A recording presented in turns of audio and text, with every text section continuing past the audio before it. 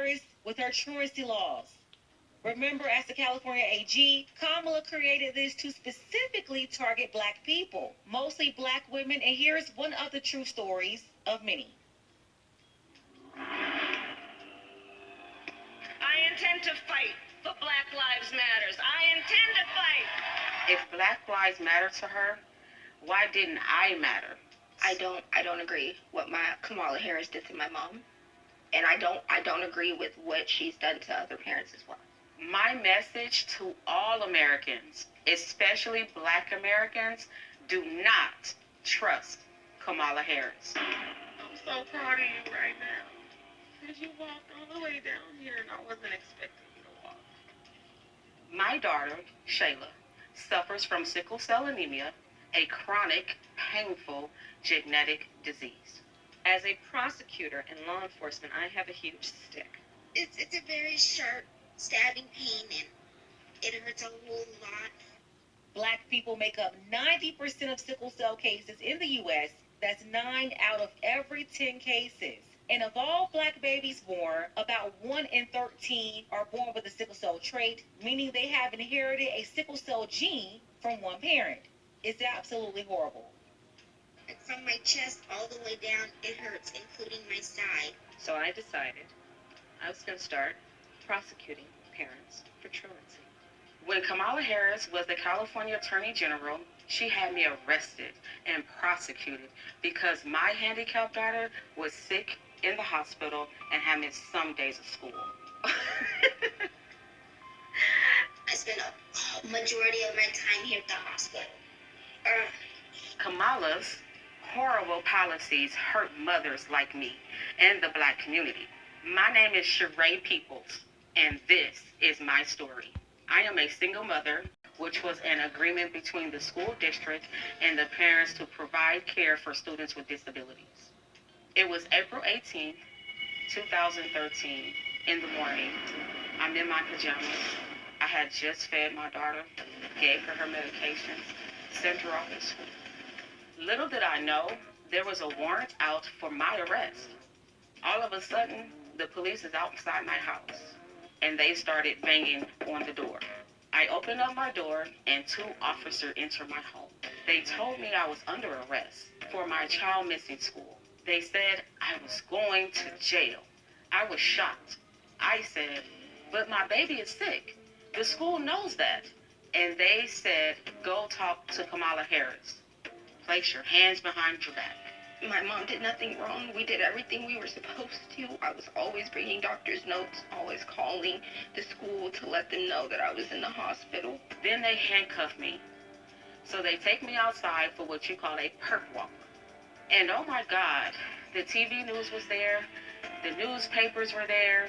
You could swear I had killed somebody. It was degrading and humiliating. I was taken to the Criminal Justice Center. They took my mud shot.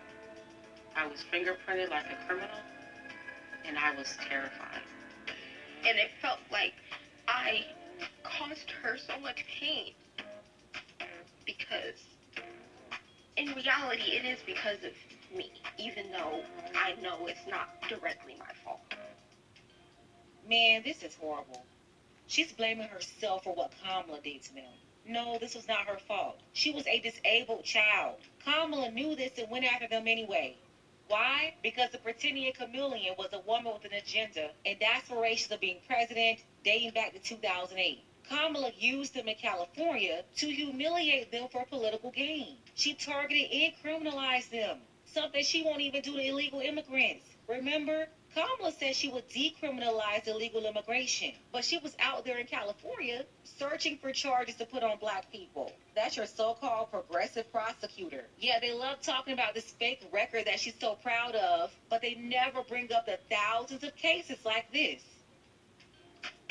Sorry. The next day, the Orange County Register showed the pictures of my arrest. They even had a close-up picture of my hands in handcuffs to show here's a black mother being arrested. It's a truancy rate at over 2.5 times that of white students. Everyone knew most truant kids were black.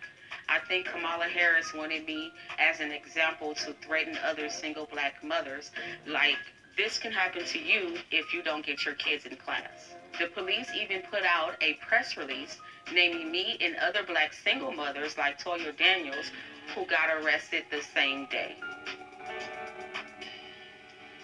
But my hell was just beginning. They gave me 2 charges: failure to supervise and encourage school attendance, and contributing to the delinquency of a minor. I couldn't believe it. They framed my daughter as a gang member and basically charged me with neglect. I spent the next 2 years in court fighting these charges. Kamala assigned her nastiest prosecutors to my case. My homicide prosecutors, my gang prosecutors. And they went over there and I said, when you go over there, look really mean. Like 10 different prosecutors. They kept pressuring me to plead guilty and spend a year in jail, but I kept refusing because I did nothing wrong. All the time I had to spend going to court, I was struggling to care for my shape. I lost my job and couldn't pay rent, and we got evicted. I became homeless. We had to move into a motel. And I ended up being in the hospital a lot during her trial.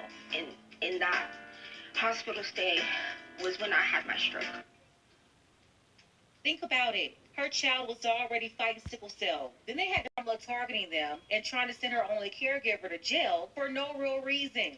That's how she ended up having a stroke, which ended up causing permanent damage. I had a stroke about 4 or 5 days ago, and right now I'm doing pretty good. My hand is doing okay, I guess. In 2015, after 2 years, they finally just gave up and dismissed